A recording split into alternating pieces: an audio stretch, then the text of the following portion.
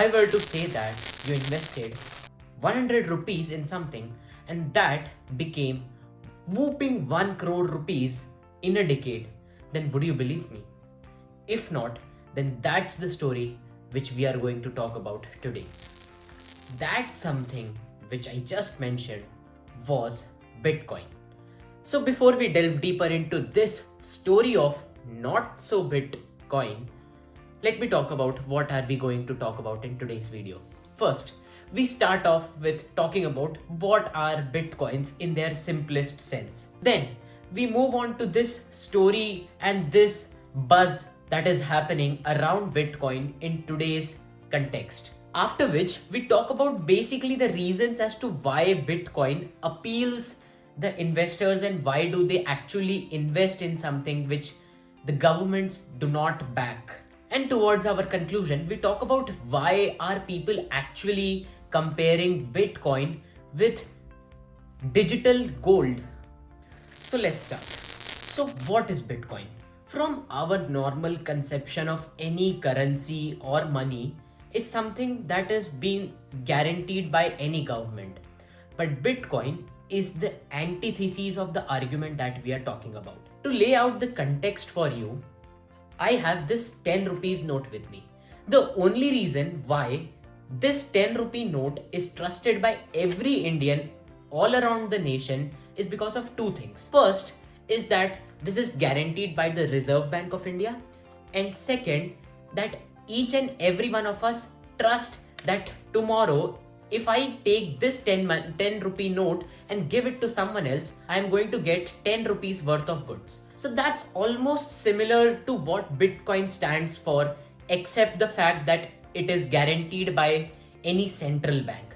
So the basic premise of Bitcoin lies on the fact that people trust each other and have the belief that the Bitcoin is a sort of currency that can be exchanged later on for goods and services.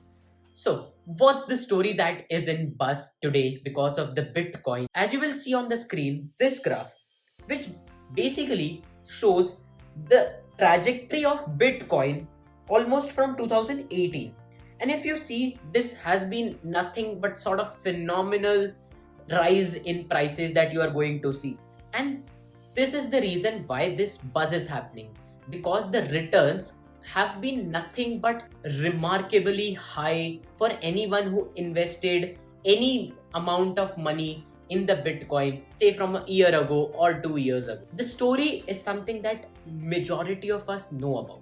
But what's unknown is are the reasons as to why this run is actually happening. So now we delve deeper into what are the major reasons why Bitcoin appeal the investors. You'll see on the screen a sort of graph which talks about the total returns if you would have invested say $100, and the graph clearly points out to the fact that the enormous returns by Bitcoin has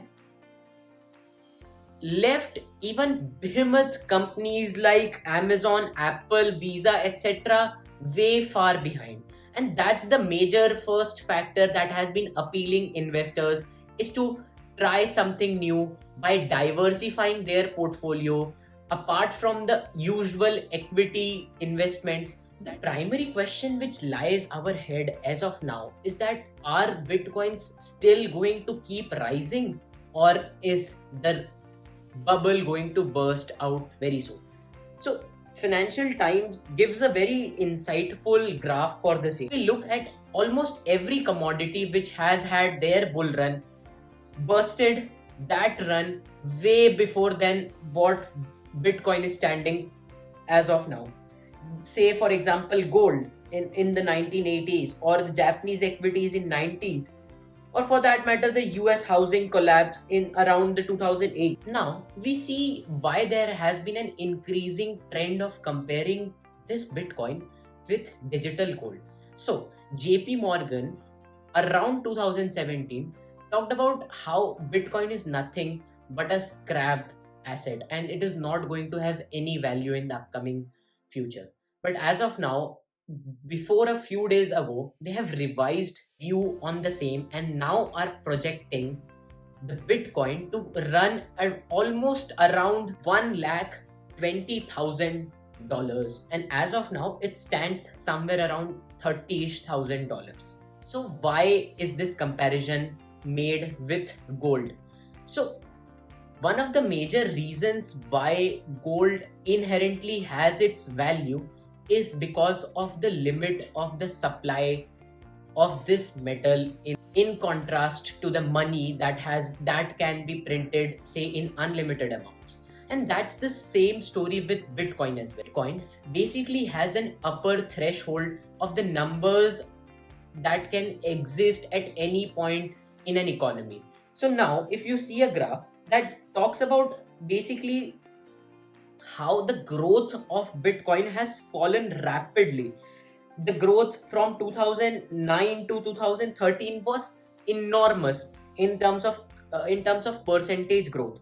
But as of now, if you'll see the growth from say 2017 to 2021, it has not grown much, and that points out to the fact of the limited supply that we have been referring to. So investors not only diversify their portfolios to get more returns, but they also do so to hedge from various types of risks that may emerge. So as has been also observed, say, from times of wars as well, that people usually resort to safer asset category, say like gold, etc., instead of having a money in their hand, is because they can trust that even if this money doesn't have some value tomorrow, this gold or this asset will definitely have a value tomorrow because of the limited supply of this asset in the current economy. And that's the major reason why increasingly investors have been taking their positions to hedge their bets from equity or from normal stock markets to this Bitcoins.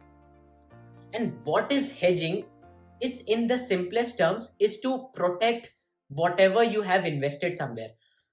For example, say if you have invested 1000 rupees today in the stock markets and you expect it to say become 2000 rupees, but since there's a probability that it may become 500 also and you may face a loss of 500, what you do is you invest some other money that you have in some other asset class to basically act as a hedge. When the markets will go down, your other investment in, say, this other asset class, which is Bitcoin, will go up. So both of these basically work antagonistically, and that is what hedging means in the simplest of the sense. So increasingly, Bitcoin has become a hedging instrument for a major group of investors, especially because of the inflationary buildup that we have had talked in our first episode. The last important point that needs to be talked about is the enormous volatile markets of the cryptocurrency, which includes other names like Ethereum, Litecoins, Ripple, Bitcoin Cash, Libra for that matter, and many more. All of these had an enormous crash of almost 25 to 30% across the board. And on that very day, almost $200 billion worth was wiped away from the markets.